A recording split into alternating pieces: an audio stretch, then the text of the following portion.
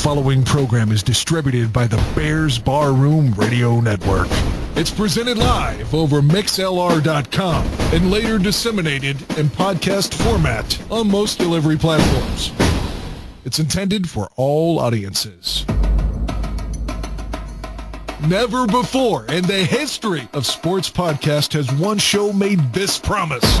Draft on Tap will report on every college prospect pro scouts are looking at for the 2020 NFL Draft. Every one of them. Sanders, smothered, Chase Young, another big play. Montez second and goal, steps in, caught, touchdown! The third passing touchdown of the first half for Steven Montez. There's Johnson, he's got it, touchdown Texas. An open man at the 25, a foot race for the tight end. There's that man again, Albert O with his second score, 47 yards.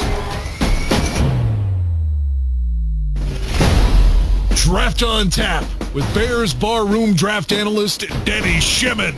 Your host, Ryan Badgley. And featuring some of the most respected draft analysts in the country. Grab a beer. We're about to make history.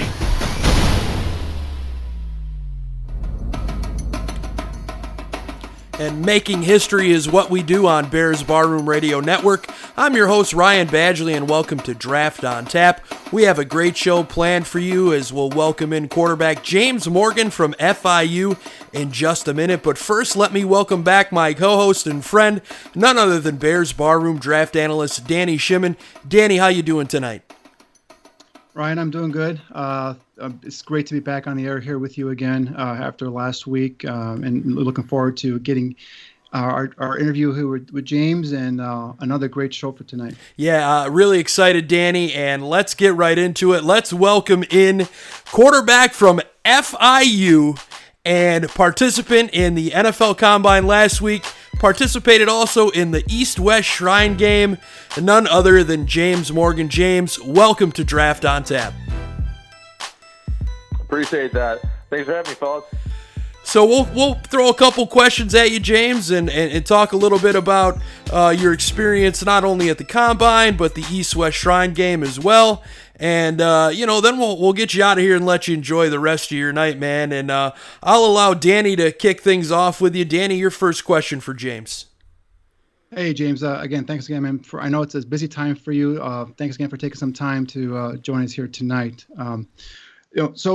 Kind of going back some time here, your name really started to pick up steam at the East-West Shrine Game. You had a pretty solid performance in the game itself, going 9 for 14 for 116 yards and a touchdown. However, your name was picking up steam as the week-long practices preceding the game, were happening. So I know scouts are talking about some of the traits you're displaying in terms of, your size, your arm strength.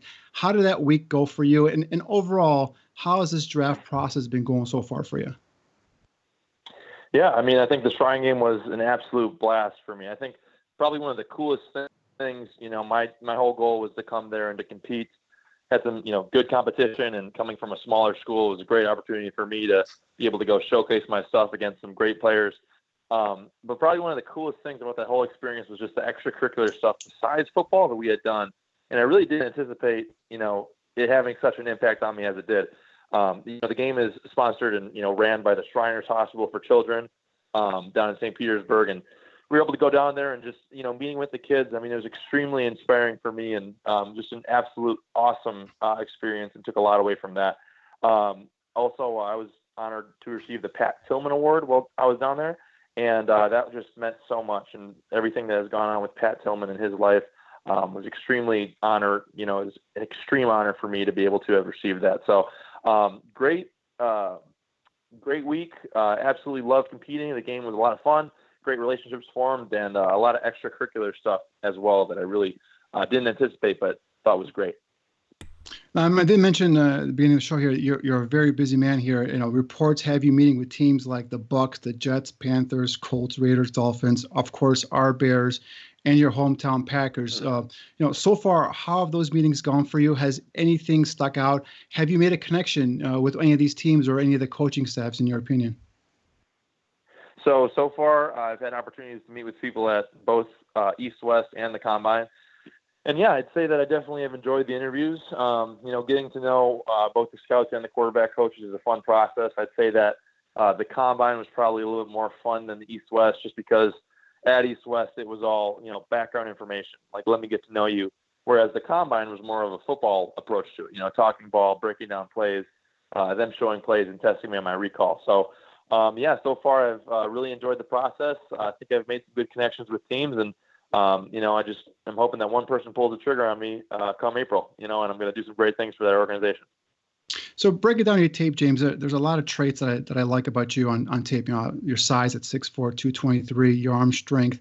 I see you going through a full field progression. But some of the scouts I've spoken with, what they like about you is your experience. Combining your time at Bowling Green and Florida International. You have 37 career starts at college. Has that experience helped prepare you when you meet with these NFL teams, when they put you up on the board and ask you to break down coverages or ask you to break down plays? Yeah, definitely. Coming from Bowling Green, where it was more of an air raid style, to FIU, where it's more of a pro style, I think the change in perspective and creating learning habits based on the coaches and how they teach it is something that has tremendously helped me for this level.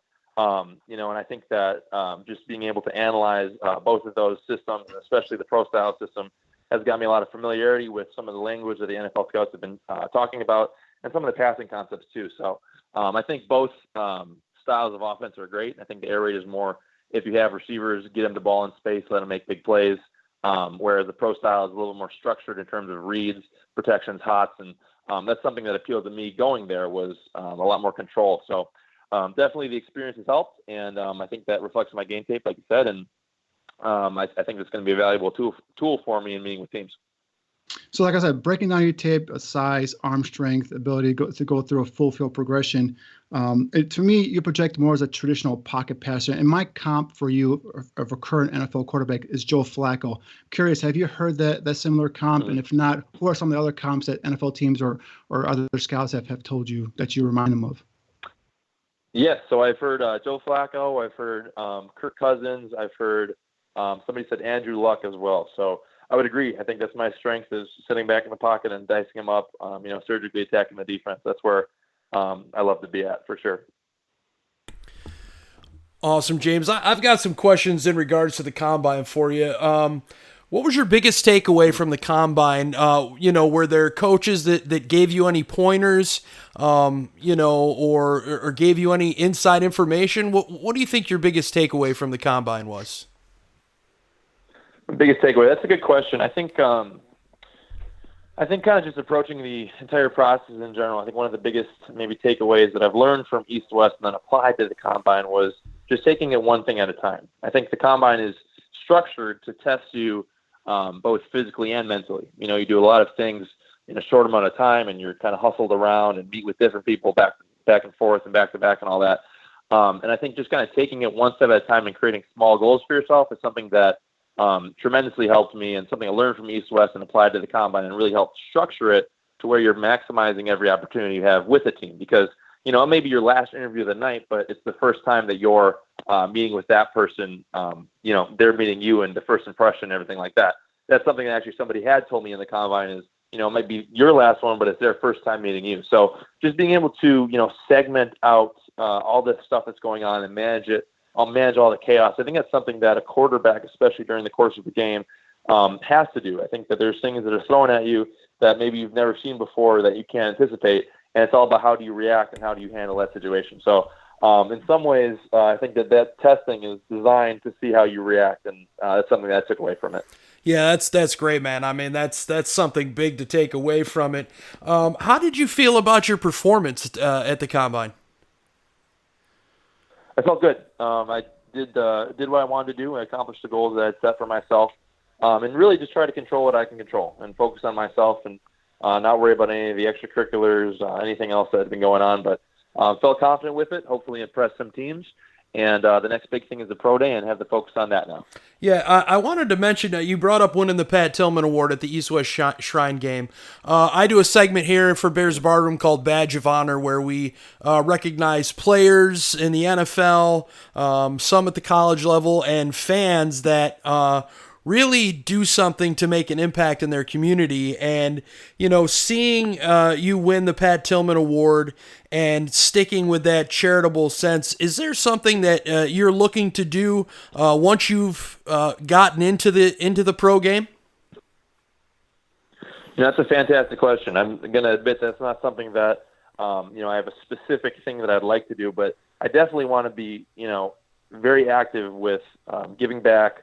I follow Russell Wilson on Instagram, and he always is visiting with children in Seattle who are in the hospital and giving back to the community. And that's something that I'd like to emulate as well. I think that, as an NFL player, you have a lot of eyes on you, and doing everything you can to be able to give back and help out those who may not be as fortunate in, the community especially, is something that I really would like to pride myself on and be known for sure. Yeah, that's awesome, man. So I, on Sunday, was sitting here and watching NFL Network, and I saw Ian Rappaport come on my TV and say a name that scouts are talking about here at the Combine and are calling this year's Gardner Minshew is James Morgan. I sat here, I knew you were coming on with us, and I had to pose, this question popped into my head. How does it feel to know that, you're being compared to a guy that's already up in the game, was a rookie last year, actually started some, and your thoughts on, a comparison like that from a well-respected journalist like Ian Rappaport? Sure. No, I think that to be compared to somebody in Gardner Minshew who obviously has gone through a lot in his resiliency. I know, I'm not exactly familiar on his entire situation, but I know he bounced around with a lot of schools, obviously wasn't very high in people's draft boards, and, look at him now. He's potentially a starting quarterback in the NFL, had a fantastic rookie year last year. So in that respect, I'm very much, humbled by that comparison. I think that, I have battled through adversity as well during my college career. I'm not going to go so far as to say that the comparison is exactly a correlation. Obviously, sure. Gardner Minshew has some very individualistic and unique qualities about him that make him, so good and such a great personality. But, for me, I think that obviously that's an honor and humbled to be compared there. But I'm not too worried about the perceptions around me in terms of the media and comparisons, all that stuff. I'm just trying to worry about what I can control. And for right now, that's, doing everything that I can to make the pro day the best it can possibly be. And hopefully some team will think that James Morgan could potentially be something big, similar to Gardner Minshew or whatever. But that's what I'm trying to do right now. Awesome. Speaking of the pro day, when is your pro day, James? So mine's April 1st. April 1st. Okay. I think I know the answer to this question, but I'm just going to go ahead and ask it because, I know you grew up in the shadows of Lambeau Field, but who was your idol in terms of at quarterback that you grew up idolizing? Yeah, you probably can guess it. Brett Favre, without a doubt. Yeah. That's a great idol to have. That's for sure. In terms of getting to the next level, I know a lot of teams have talked to you about possibly coming in as a developmental quarterback. I don't know if they're projecting you in any certain rounds or anything like that, or if you've heard anything like that. Your goal getting to training camp obviously is to make the roster. But is there anything specifically in your game that you think that you need to improve on to better your chances at making an NFL roster? So one thing that I always think I can improve on is mobility. Just being able to, we mentioned pocket passer, being able to be quick and balanced as you move away from, especially in the NFL, some pretty high caliber edge rushers and some athletic freaks of nature. Being able to avoid them and, stay balanced and make a quick and accurate throw. That's something that I worked on every single day this past season. It's something I think I can always improve on, just being able to do that and to get us, in a tight situation, be able to make a play and do that. And I'm very confident I can do that, but I think that's something that I always want to work on and always want to get better at. And are you working with a strength and conditioning coach, maybe a quickness coach to get your speed up, or how are you working on it right now to get better at that aspect of the game? So good. So currently I had two coaches that I've just finished kind of the combine prep aspect of it, and that was with Yo Murphy, who's based in Tampa. We did fantastic work over there. He really benefited me and athletically and, movement-wise, felt very good with the work that I'd done. And now in this segment, I'm working in both Miami with my receivers and then with a quarterback coach in Tampa who I worked with previously before the combine as well. John Kaleo. So kind of a combination of both of those, and just kind of getting ready for the pro day. And that's what I'd like to do, is showcase some of those weaknesses. And mobility would be definitely one that I'm going to try to showcase at the pro day, and maybe address whatever concerns that teams may still have about me.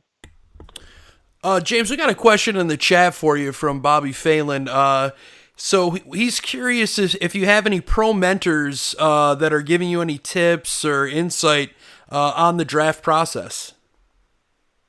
It's a good question. So at the Combine, Mark Brunell was somebody who was our legend for the week, and getting to know him was very cool.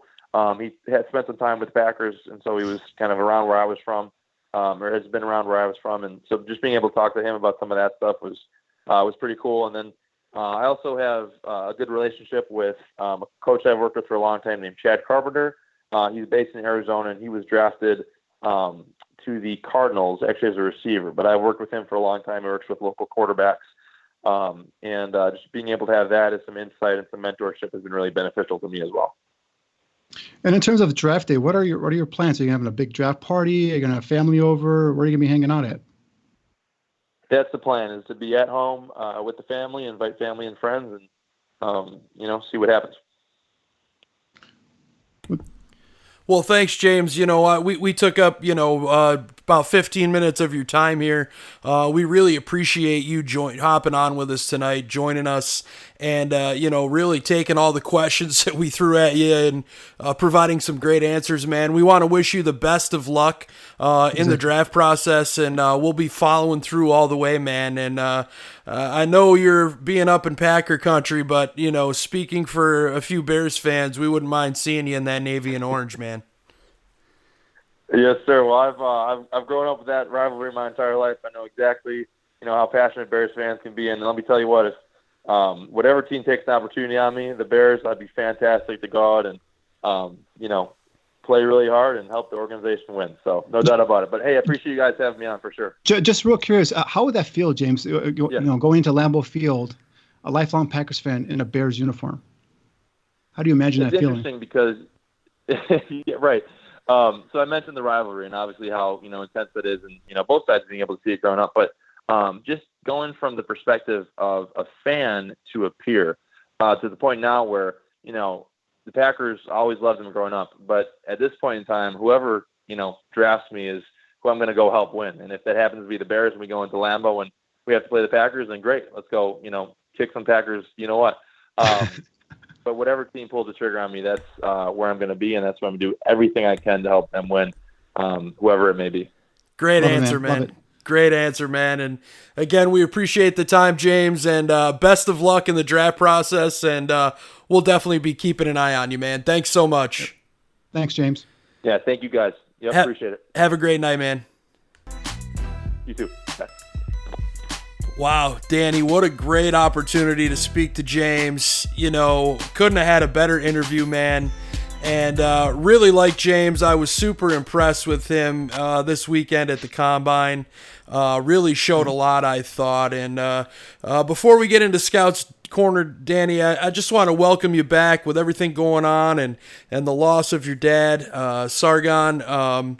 Just want to let you know just how much we love you here at the bar room. Consider you a close friend, man, and just happy to have you back, brother.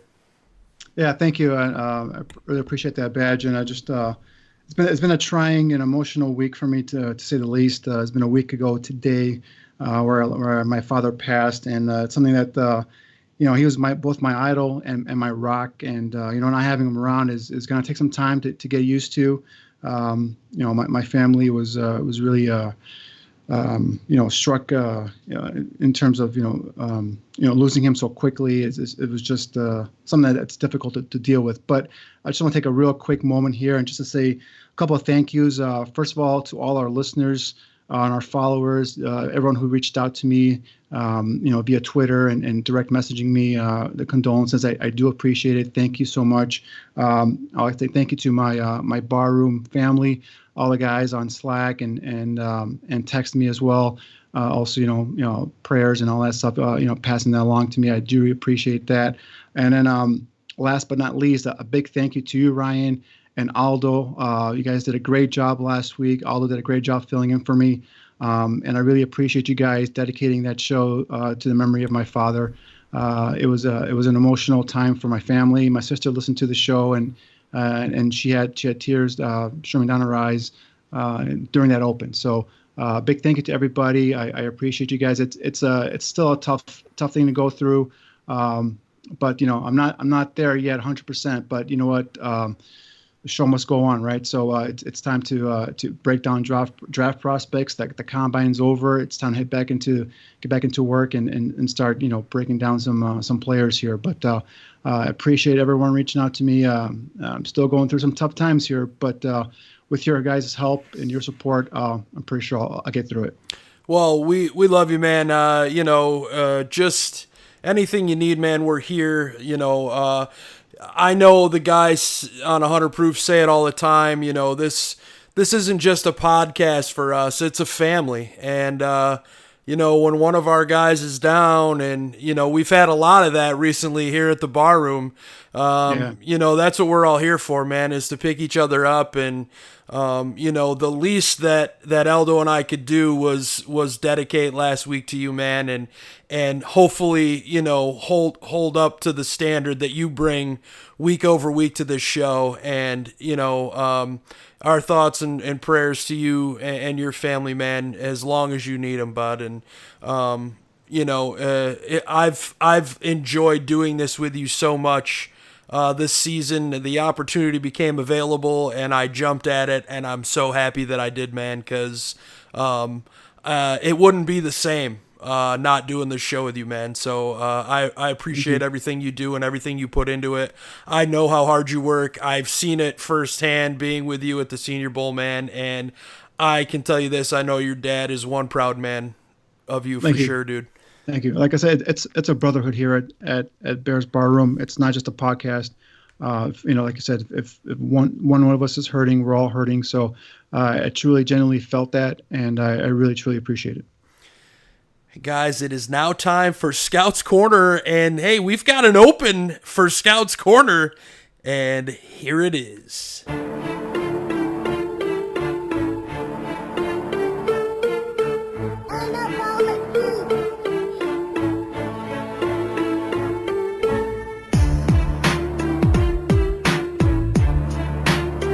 Oh yeah,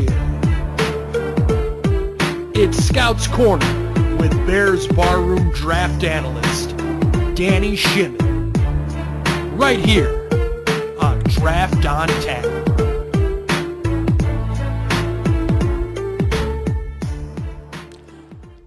And it's this week's Scouts Corner. And Danny, who is your first player that we're going to be scouting this week?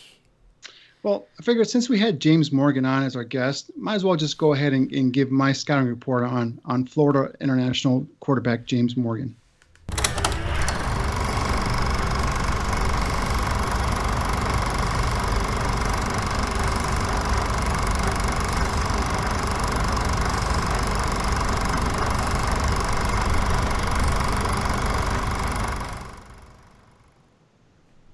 With Morgan, as we talked about earlier, a lot of scouts that I've spoken with, the thing that sticks out about him obviously is his frame and some of the other traits, but his experience. He started off his career at Bowling Green, ended up transferring over to Florida International, and combined between those two stops, he has 37 career starts. So that type of experience, it really is something that scouts and coaches like to see. So he looks the part. He's well built with a solid frame, stands at 6'4", 223 pounds, has a strong arm, can make every throw. He can drive it downfield. Does a nice job of fitting it through tight windows, and can drive it effortlessly off his back foot. In terms of the mental processing aspect of the game, he's solid there as well. Like we mentioned earlier, he can go through a full field progression. I see him coming off primary targets and finding secondary options downfield, and does a nice job of using his eyes to freeze and manipulate safeties, allowing them to, or not allowing them, I should say, to jump a ball or jump a route. In terms of athletic ability, he possesses enough foot quickness to be able to climb the pocket and avoid that first wave of the pass rush to buy some additional time back there. Mechanics-wise, he has a quick release. He throws a very catchable ball, and he has a tight arm action. So basically, he's not a guy that will lose a side armor, or he's not a guy that's got a funky delivery. It's a compact, tight release in terms of his throwing mechanics. Fairly accurate on those short to intermediate passes. And this kid is physically tough. He will stand in there and he will deliver the football with a defender bearing down on him. I call him, what he has is a gunslinger toughness. So this is a kid that definitely will stand in there and will take a hit. Having said all that, he's projected to go, possibly late day 3, and some might be wondering, if he's so big, he's got the big arm and all this stuff, why is he going late day 3? Some of the negatives that I have on him is in terms of, there's not much athletic upside. This guy is below average skippability and scrambling skills, in the pocket. He's just a pure pocket passer like we discussed already tonight. When that pocket collapses, though, he struggles. His footwork breaks down.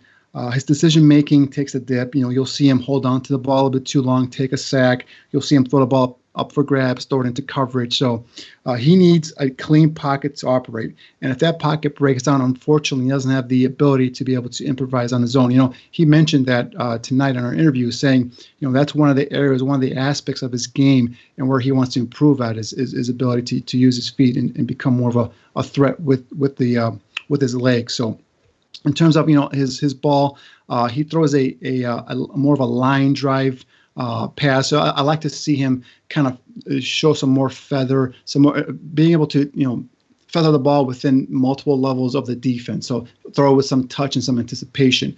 His deep ball accuracy is very consistent. You'll see him at times overthrow a receiver. There's times he'll underthrow a receiver. He'll make his receiver work for the ball, meaning that they'll have to turn, stop, dive, etc. Instead of just catching it in stride and utilizing their momentum to go ahead and pick up some more yards after the catch. So definitely a kid, in terms of traits, you like the size, you like the arm strength, you like the fact that he's gone through and played in a system that has some pro-style concepts. So that's why the buzz is building on him. He's a kid that, still has some room to improve and some room to develop. So if you bring this kid in as a third quarterback and a guy that can sit back and learn, preferably from a veteran who knows what he's doing ahead of him, I could see that those traits being something that project nicely at the next level.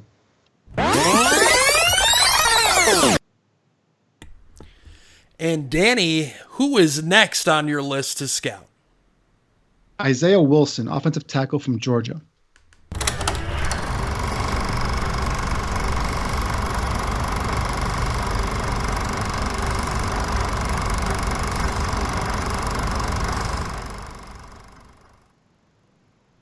Wilson is a kid that I think has been overshadowed by his teammate, Andrew Thomas, the left tackle for Georgia, who is probably going to go in the top 5, top 10 of this first round.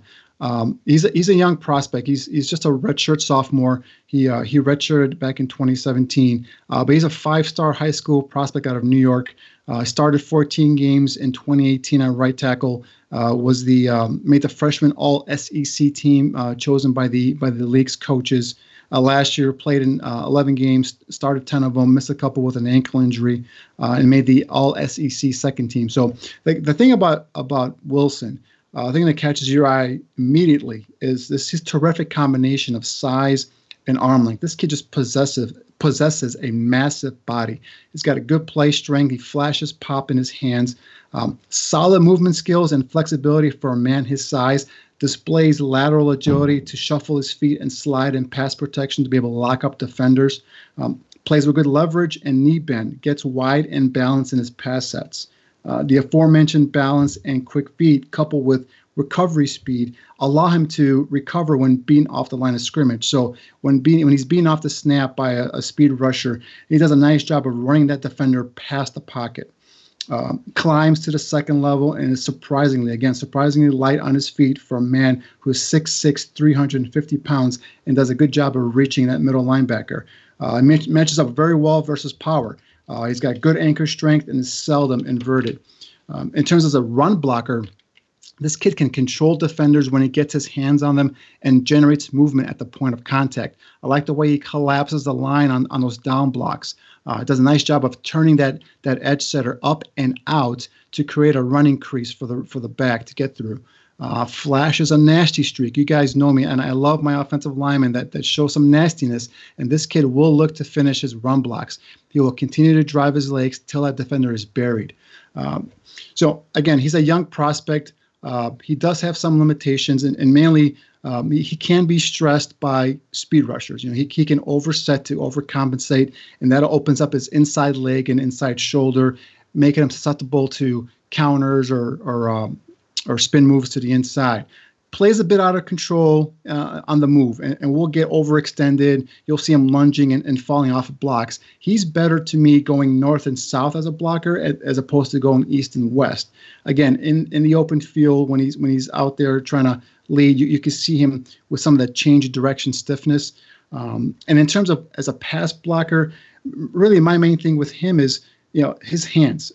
His hands are late, and their arms are set up wide, and they're not in optimal position to strike. Which what that does is that allows a defender into his chest and allows him to back him up a little bit. So those are some aspects of his game that are coachable. Again, very young prospect. For me right now, he's a better run blocker than a pass blocker, but definitely a guy that has traits and has the ability to develop into a very, very good starter for years down the road. Before we move on, Danny, question for you that I have related to this position. Obviously, feet are important, but how much more important are hands to a lineman than their feet? Are they more important than their feet? I just feel like hands are most important. Well, feet for me, especially for tackles, are very important. I'm not saying hands are not important, because obviously you'll be able to protect your chest when you with long hands when you play long. Where you can get leverage on a guy when you can turn them. But if you don't have the feet to be able to get to your pass set or set point quick enough, you're going to be beaten by those edge rushers, especially for tackles, left or right tackles. So this kid is more athletic than you'd think. Especially for a guy that big. At times I would look at him play and I'm like, he can probably play some left tackle. Again, his best spot is probably right tackle in the pros, but he's athletic enough in terms of lateral agility, foot quickness, to be able to play some left tackle in a pinch, I believe. So hands are important, especially in pass protection. Like I just mentioned earlier, he needs to be able to protect his chest, not allow that defender to get up into his pads and control his chest plate. So, that's one thing where he's got to get better at is striking quickly and being able to play long. He's got, 35 plus inch arms. So this is a kid that definitely can, if he utilizes that ability, that trait, he can definitely, block out the sun basically. And that's how good of a player he is. So again, a young kid, really just a redshirt sophomore. I think it gets overshadowed a lot by his teammate. But a kid, I'm telling you, if you get this kid in the second or third round, he's a guy that can develop and become a long-term starter for you on that right side. And clearly, my question is inexperience there in watching offensive linemen and defensive linemen, for that matter. That's one of my weakest points, I think, that I struggle to understand technique-wise, just because, I never played the position. So, that's why I asked the questions, because I learned a lot from you, Danny, and I think that was a great explanation. For the outside guys, for the tackles, feet are very, very important. Like I said, sure. getting to that point, being able to block off that path from the edge defender getting to your quarterback. However, hands are just as important and more so important for me inside, for guys like the guards and the center to be able to, gain leverage, torque a player, be able to, shield and be able to slide and create that crease, that running lane for that running back to get through. So hands are important. I'm not trying to downplay their importance here, but for me, when I look at my tackles, left or right, I'm looking at their feet, their lateral agility, and their ability to get to their set point quick enough.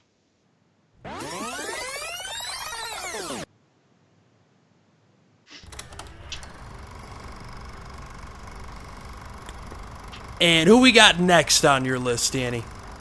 A kid is very popular amongst our Twitter followers. I got a lot of requests for this guy, and that's Troy Pride Jr. from Notre Dame.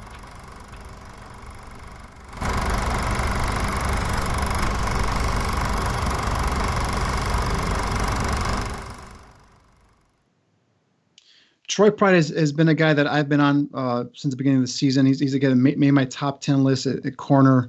A 2-year starter. He's a guy that in high school was an all-state wide receiver and returner in South Carolina. Actually turned down Clemson to go to Notre Dame. So he's a highly recruited kid. Like I said, 2-year starter, a sprinter on the Notre Dame track team. The thing I like about Pride is his size and his length. He came in at 5'11", 193 pounds, has almost 32-inch arms. And I like the way he uses that arm length to keep in touch with the receiver downfield. He utilizes the sideline nicely to be able to squeeze the receiver towards the boundary. What that does, that limits the area in which the quarterback can then fit the ball into downfield. He displays anticipation and route recognition while in coverage, does a nice job of undercutting routes and beating receivers to the spot. Good eyes and zone awareness with athletic ability and feet to quickly jump anything underneath. Downfield, he can stay in the receiver's hip pocket, running step for step with the wideout, utilizing some of that sprinter speed we've been talking about. And in terms of run support, he's not great at run support, but he's a willing run defender. He does a nice job of going low, wrapping up the ball carrier by the ankles. If I wrap him up or sum up his talents, he's a solid-framed, confident, competitive off-man zone corner with nice length, sprinter speed, and good zone awareness. So seeing him at the Senior Bowl, I was a little, I don't know how to say this without coming off as, I am not a Notre Dame fan. So if people that haven't listened to this show yet know I'm a Syracuse Orange fan, but I've never been that big of a fan of Notre Dame players. I always have felt they always come with so much hype. And then I got to see him at the Senior Bowl, and I really thought he was, if not number one, top 2 corner at the Senior Bowl, personally speaking. And granted, I only got to see him that one day at practice, but I thought he practiced really well that day. Yeah, I mean, the Senior Bowl was where he opened up a lot of eyes. A lot of the scouts, we're talking about his ability to move inside and play some slot, his quickness, his competitiveness. He was physical with his receivers and in terms of his jams, and really showed his ability in terms of his movement skills to be able to stay in phase downfield. Some of the stuff we just talked about, where his ability to use some of that athletic ability, his quickness, his speed to make plays downfield. So one of the knocks on him is he never made enough plays on the ball at Notre Dame. Yep. So that's one of the knocks that he got dinged on. But down at Mobile, during those practices, he was definitely on his receiver. He was staying in phase, and he got his hands on the ball a couple of times. At least a couple of times that I noticed. So yep. I watched him at the combine, and he just carried that momentum over into Indy. In the drills, he looked smooth. His back pedal his feet are quiet in his back pedal. He stays low.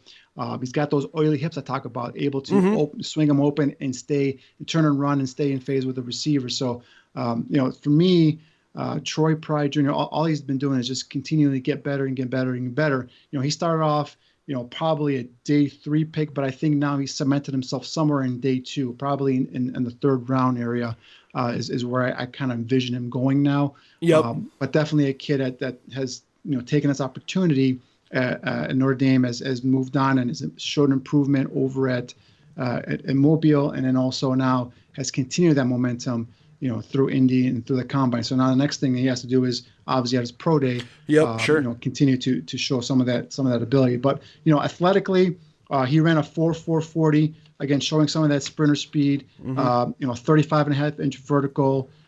So, this kid is definitely the athlete that you like to see out on the corner. And we talked about, just right now, he showed that versatility to be able to swing inside and play some slot corner as well. So definitely, I think a kid who's gaining momentum as this process continues to roll on. So talking about him, Danny, brought a couple questions to my mind, but I'm going to save them for after we get through Scout's Corner because they're not really geared towards Troy Pride specifically, but something that Aldo and I touched on last week that I want to get your opinion on. But before we do that, I know you got a couple more players here in Scout's Corner. So let me take it back a bit here, and then we'll get the next player. So the next player on your list, Danny? The kid from Southern Illinois, safety Jeremy Chinn.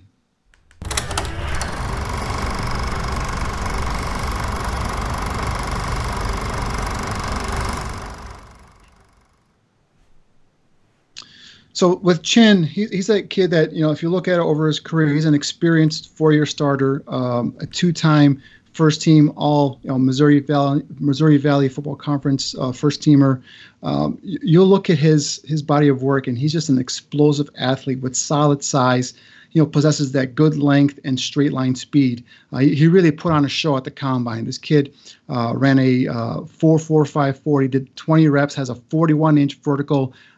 His broad jump was over 11 feet, so that shows that explosiveness in his lower body. And in terms of his tape, he pops with that short area burst and the acceleration to track down backs, to the perimeter, and it covers a lot of ground quickly with his long strides. Possesses solid foot quickness and hip fluidity. He can seamlessly come out of his back pedal, open his hips, turn and run. This kid can cover tight ends or receivers lined up in the slot, and he plays with alertness and anticipation. So what that means is he sees route concepts unfolding, and he does a nice job of breaking on the ball. Speaking of ball, this kid shows some ball skills as well. He gets his hands on the ball. For his career, he's got 13 career interceptions with 31 pass breakups. In terms of as a run defender, he is quick to key and react. He fills in fast as a run defender, will come downhill and wrap up. So that's a key thing with some of these safeties is, and if you put on his tape, you see him wrapping up and securing that open field tackle, especially for backs in the flat and so on and so forth. He's a guy that will come in and wrap up the kid and bring him down. Very strong back end communicator. I like to see my safeties who are the leaders back there, guys who will communicate. You see him making calls. You see him making adjustments. You see him lining up the secondary. That tells me he's a leader. He's a guy that everyone listens to. Aggressive hitter, makes an impact as a blitzer. You got to see this guy a blitz. I mean, he uses his speed, his long strides to come in and plant a quarterback up the middle, especially on those middle blitzes. For his career, has caused 6 forced fumbles. So he's a guy that comes in when he makes a hit, a big hit. There's an impact there. He jars the ball loose. He gets the ball out of there. So, coming from a small school, he's going to have some ways to go in terms of level of competition at the next, at the NFL level. Some of the negatives I put down on him. He's a leggy long strider who struggles to get off track and changes directions quickly in the open field. Sometimes you see him struggle with quick change of direction. 6'3" guy, has some lower body stiffness, if you will, and so he's better going north and south than he is going east and west. Show some indecision on play action. You can get him suckered with RPOs and play fakes. So some of that could become his aggressiveness. He likes to come downhill and make an impact, but times a play action or RPO kind of fools him, and he's chasing ghosts. He's not finding the football.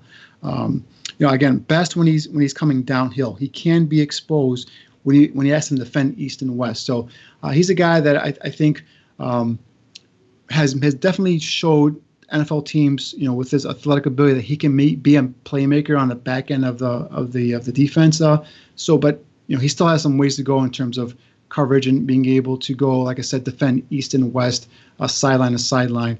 But when you ask him to come downhill, when he sees the ball and he reacts, this kid can bring some lumber. And like I said, a sure tackler in the open field, has really showed the ability to cover tight ends and receivers in the slot.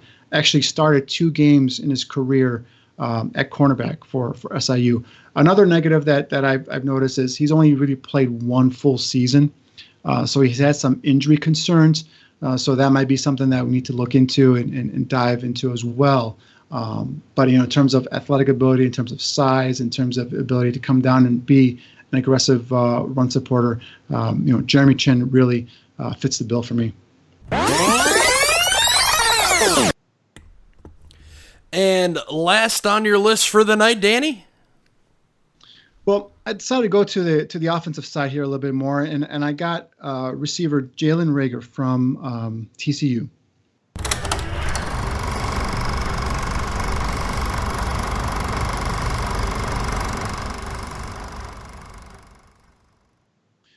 Reagor is a 4-star prospect out of high school. He chose TCU over schools like Alabama, Oklahoma, Notre Dame, Oregon, Texas, so on and so forth.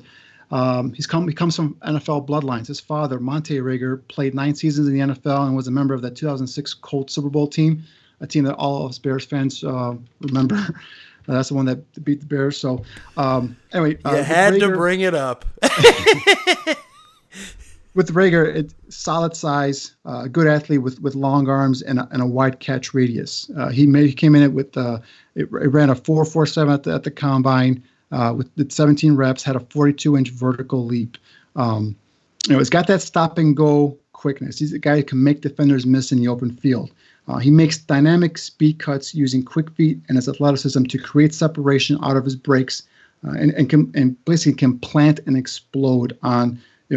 Whenever he has a ball in his hands, he can pierce zones from the slot. And he can stretch the field from the inside or outside. I love how he catches and he just quickly explodes upfield quickly. We're talking about planting and exploding. This kid will catch the ball and will quickly hit it upfield. He's elusive and creative after the catch, utilizing his vision and instincts as a runner to see and field defenders. And you see a lot of that with him as a returner. He's an explosive punt returner, again, with that vision, that traffic burst, and that breakaway speed. He's been very productive throughout his career at TCU. My only concerns with him was, in terms of a blocker downfield, he's adequate, doesn't really sustain his blocks downfield. More explosive in 2018 than he was this past season at TCU, and some of that had to do probably with some of his quarterback play. It was pretty inconsistent there, and he's not really a guy who's going to go up and get it type of receiver. He does a nice job of timing his leaps and going up and high pointing the football. But when you're going up talking about 50-50 jump balls and in the crowd, he's really not one of those type of guys. He's more of a guy that's going to make his money on crossers, slant routes, and on those quick hitting screen plays. So he's really someone that, again, I've talked about getting a playmaker on the offense that possesses speed and home run hitting ability, and Reagor presents some of that for. If the Bears got him on the roster, he's a guy who brings some of that onto the offense.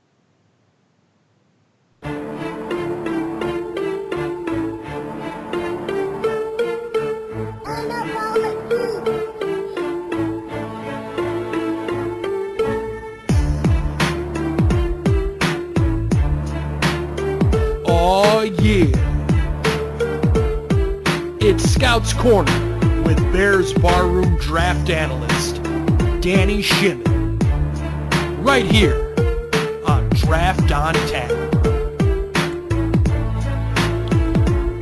What a great week, Danny, for Scout's Corner. Awesome job, my man. The way you break these players down, man, is just a fantastic job, and I'm so lucky, man, that I get to sit here and do this with you week over week, man. But as you were breaking some of these guys down, and I thought back to last week's show, and I have a question for you that, yes, Aldo and I talked about it, but, Aldo and I are far from experts when it comes to this. But as we talked and the rumor mill started to spin, right? So you've heard the Andy Dalton rumor. You've heard the... who else? Oh, God, I'm drawing a blank. Another quarterback, Derek Carr. You've heard that rumor. You've heard, the Austin Hooper rumor that the Bears are going to be signing Austin Hooper and this, that, and the other thing. Because as we started the show last week, my thoughts initially, and I think I talked about this, months ago, was I thought we needed to go offensive line, tight end off the bat. Then you hear the Austin Hooper rumor and whatnot. And then I'm like, well, if we sign Austin Hooper, I mean, I don't know that I'm going to want to draft a tight end now with one of my first 2 picks. And then you hear Pace and Nagy come out and say, well, the offensive line with Juan Castillo, we think this is a good group. We don't think we need to, yes, there's going to be some competition, but what do we need to add? And then my thought was, well, geez, are these guys going to really add a top tier offensive lineman with that first pick in the second round? So as we kind of talked throughout the show, my mind was just wandering of now where am I looking at this point? Let's say the Bears do go out and sign an Austin Hooper. Are you still going to look at drafting another tight end, Danny? No, if you get Austin Hooper, that's going to be a big money free agent signing. You're not going to waste or use a high draft pick on a tight end. Again, this tight end class, and I've said it before, it's top heavy. Top heavy, not meaning I don't have a tight end with a first round grade.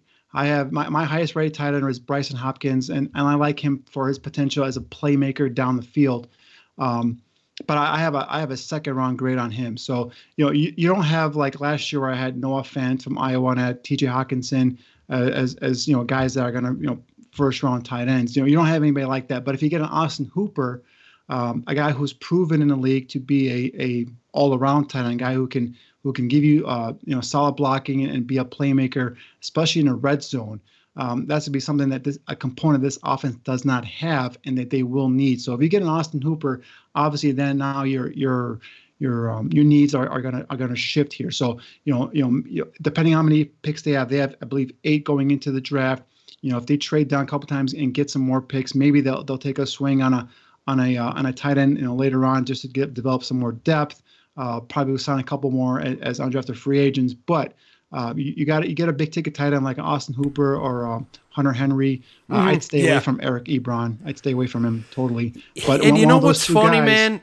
Yeah, is the closer we get to free agency, the more I feel like Ebron's the guy we're going to sign, because it's more. I'm hearing that more and more that Ebron's a fit for the Bears, and I'm like. If you sign Eric Ebron, make sure it's a 1-year prove-it deal, because this kid, if you give him a multi-year deal, he's a guy that, from what the scuttlebutt's been about him, is he's not really – he's more of a me guy than a team guy. Yeah, and I'm not sure how that's going to sit well within that locker room. So Austin Hooper, Hunter Henry are my top 2 tight ends. Henry is a heck of a weapon downfield. Only issue with him is – he just can't stay healthy. Yeah, man. If that kid stays healthy, that guy's a perennial Pro Bowl caliber player. So you're taking a chance on him there as well. But Hooper, I think, is going to be a very popular target, not only by the Bears, by other teams. I've heard the Patriots are on him. I heard some other teams that are going to be heavily on Austin Hooper. So, but definitely, you sign a guy like that, then that kind of takes away tight end as being a prominent need. However, you talked about quarterback. So, I listened to last week's show, and I like the fact that Aldo now is finally on my side with the Anthony Gordon love in terms of a prospect that Bears can probably bring in on day 3 and develop him. But the question that I have, and I'm hearing the same rumors that you're talking about, the Andy Daltons and the Derek Carrs. Derek Carr, for me, would be a nice pickup for the Bears. Okay. But I have a question for you and maybe some of our listeners in the chat. Sure. It seems to me that if the Bears brought in Andy Dalton, gave up draft pick compensation, and paid his salary, which I believe is between $16 to $17 million next year, Bears fans would be okay with it. However, if you go sign a Marcus Mariota for a 1-year, prove-it $10 million deal, Bears fans wouldn't be okay with it. For me, Mariota is a better fit in this offense than Andy Dalton. Okay, he's a guy that is.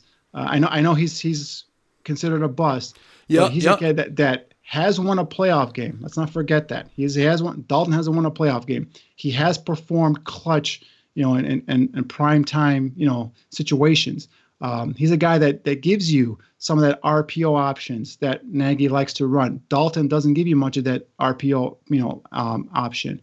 He has, for his career, accuracy-wise, I know it's kind of been hit or miss lately, but early on he showed the ability to throw receivers open, to be pretty accurate downfield. So, if I'm going to bring in someone, I'd rather bring in or take a chance on a Mariota for a 1 year, make or break kind of contract than give up draft compensation, no matter if it's a 6th or 5th or whatever round pick. You're giving up compensation and you're bringing in a guy you're going to owe 16, 17 million for next year. So, I don't get that aspect of it. Again, you talk about Derek Carr. I'm good with Derek Carr. You bring him in, but a kid like Mariota, I like to bring someone like that in, give him another shot. And remember, Ryan Pace was very high on Mariota coming out of Oregon. So right. That to me is a guy that I think is probably going to be a target for the Bears come free agency. Well, and here's the thing. So I caught 100 proof today from last night, and I'm with, they talked about these same scenarios.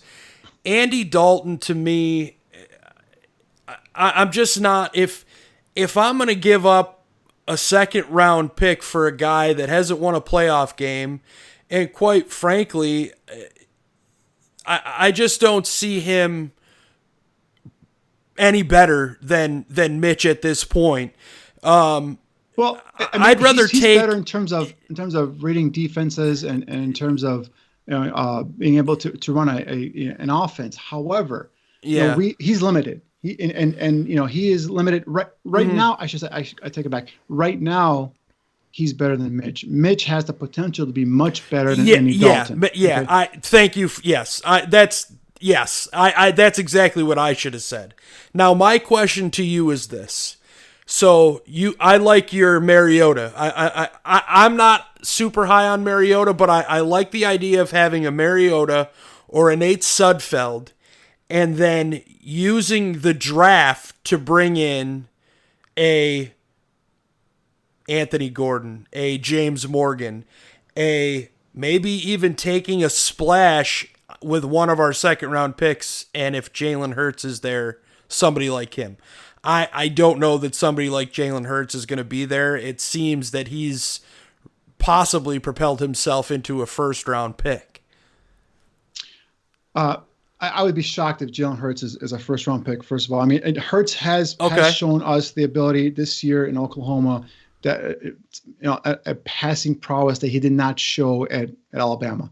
However, he's still a question mark for me in terms of being a downfield accurate passer, a guy who can, run on an offense consistently at a high octane level. Remember, he's only 6'1". Now, he's a great athlete. He does give you that dual threat option, so that's pluses for him. However, just going back to the argument in terms of bringing in a kid like Mariota or Andy Dalton. You mentioned if I'm Ryan Pace and the Bengals, and I'm talking to him about Andy Dalton, and they ask for my 2nd round pick, I instantly hang up the phone on them, because there is no way in heck I'm going to give you my 2nd round pick for a guy. If you don't trade him, you're probably going to cut him, because you're not going to keep him at 16, 17 million and bring in Joe Burrow and have Dalton be a backup for that much money. So, if they don't trade him, they're going to cut him eventually. So if you're asking for a 2nd round pick, I'm hanging up the phone if I'm Ryan Pace. You want to talk about a 5th, 6th, 7th. Okay, you want to talk about conditional, 5th round pick sure. next year, turning into a possible 4th round pick. All right, we can have some conversation there. But if you're asking for my 2nd round pick, goodbye. I'm not giving you that for Andy Dalton. So that's why I'm figuring, bringing in Mariota, a kid that Pace has looked at. I'm sure a guy that Matt Nagy has looked at. And again, if Matt Nagy doesn't think any of these quarterbacks fit his system, I can see them going for just a stopgap guy. But but a guy like Case Keenum. Yeah, I've heard that. Me too. What does he do? What does he do to you? I mean, for us, in terms of, at that point, you're just praying that Mitch can be serviceable, because Case Keenum coming in is not going to be someone that I'm going to be excited about. The same thing with Andy Dalton. Agreed. Again, Dalton right now is probably a better overall quarterback than Mitch, but Mitch's, abilities, his athletic ability, his arm strength. The only thing with Mitch is just in between his heads. If he can get that straight, if he can start reading those defenses, if he can start bringing that offense quick enough, I think he's got a chance to definitely become a better quarterback than Andy Dalton. So I've got a question for you from our man Swanky32 in the chat in regards to your thoughts or how confident you are in Cole Kmet. Is he somebody that you could see coming in and making an impact right away? He's a guy that I like. Okay. He's got the athletic ability, he's got the size, and the potential to develop into an all-around tight end. However, from what I saw on his tape at Notre Dame, he's a guy that got beaten at the line of scrimmage way too easily. So definitely he's got to develop his abilities or his technique as a blocker. He gives you a nice target downfield. He's got some sneaky athleticism to be able to get downfield. And what thing about him that stood out on his tape is when he catches the ball, it takes a couple of guys to bring him down. So he's got some of that yard after contact strength to be able to plow through arm tackles and gain some more additional yards. So I like Cole Kmet. For me, he's more in that third round range. I know some have projected him as high as a second round. So Bears don't have a third round pick right now. But if you bring in a guy like Austin Hooper, obviously this is all moot point. But if you don't bring in Austin Hooper and say you're going to go and draft a kid, if you trade down one of those second round picks and you get an additional third and additional fourth, for example, and Kmet is in there in the third round is available, I would go ahead and take him there. All right, so Bobby Bombs just posed this question. Are you ready for the quarterback controversy that we're going to have this year? Well, it depends what they bring in. If they're bringing a guy like Case Keenum, I don't think there's a controversy. I think Mitch is your starter, and I think Keenum's there just in case, Mitch implodes. You're bringing a guy like a Mariota, you're bringing a guy like a Derek Carr, then, with Mariota, you have a competition. With Derek Carr, there is no competition. I think Derek Carr is your starter. So, but the latest scuttlebutt now is that Carr staying in with the Raiders. Mm-hmm. There's not going to be a trade there. But looking at some of the other guys that are available, I'm not we've talked about this. Yeah. I'm not that huge a Teddy Bridgewater guy. Yeah. Especially for that amount of money. Nick Foles, keep him. Again, there isn't anybody out there that I'd say, bring in now and he makes the Bears immediately better other than a guy like Derek Carr. Obviously Tom Brady, but I don't think Tom Brady's coming here anytime soon. So, is that a fit though? Did we talk about this? Let's say that Tom Brady does come here, right? He looks at this team, says, "Oh my gosh." Offensively, no, he's not a fit. I don't think so either.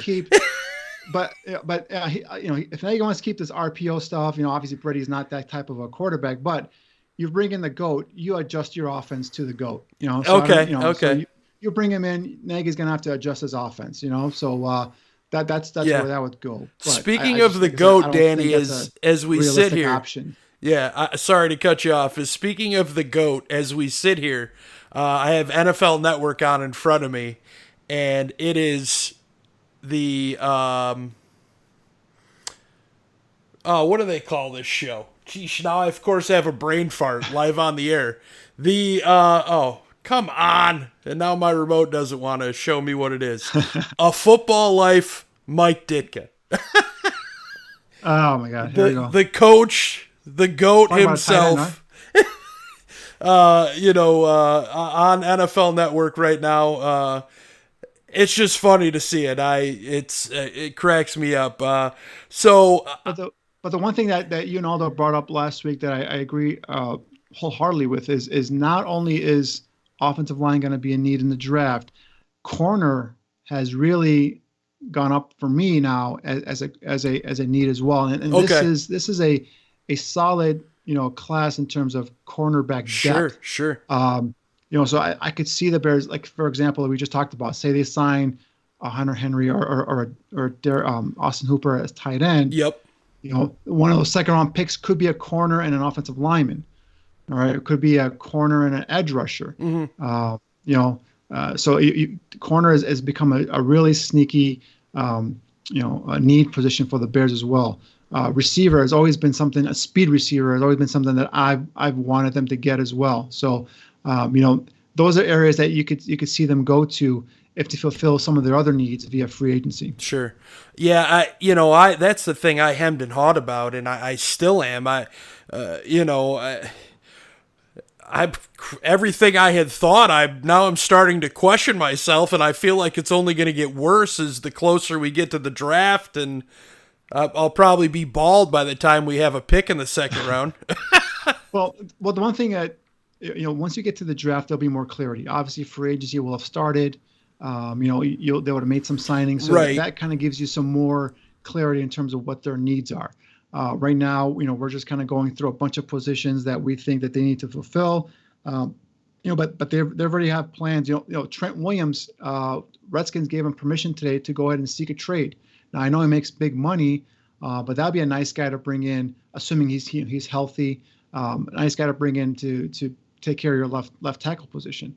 Then can you get anything for Charles Leno, a guy who started in the league, who's got a reasonable contract for a starting left tackle? Can you get anything for him, in terms of draft compensation? Do you want to trade him? Do you want to move him inside? Sure. Do you want to move Whitehair over to right guard and put Leno at left guard next to Trent Williams? There's so many possibilities that are going on right now. And again, I've said it before, that this is lying season. Right. If Nagy gets up there and proclaims that his offensive line is going to be better just based off of the coaching of a Juan Castillo, he's probably lying, because he knows he needs to at least bring in a right guard.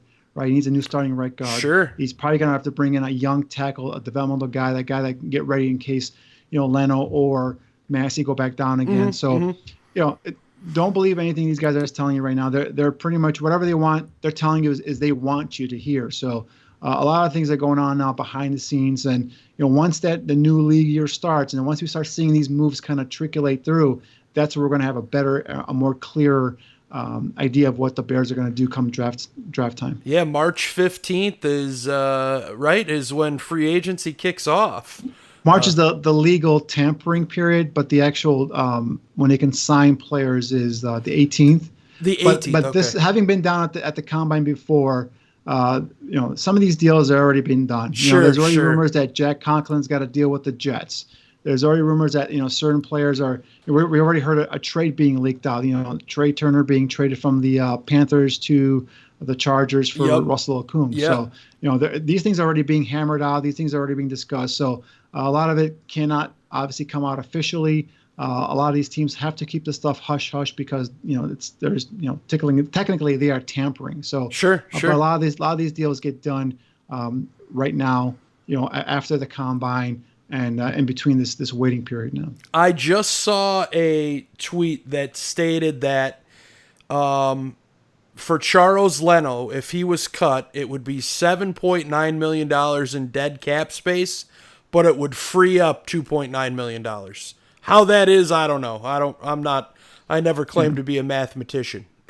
So that would take place if they cut him. I'm not sure if that also corresponds if they trade him. So if they trade him for, like, say, a pick, that might be something that we have to look into. But again, you could easily move him in if you get a guy like a Trent. Again, Trent Williams might be a pipe dream. The Bears up against the cap in terms of how much movement they can do.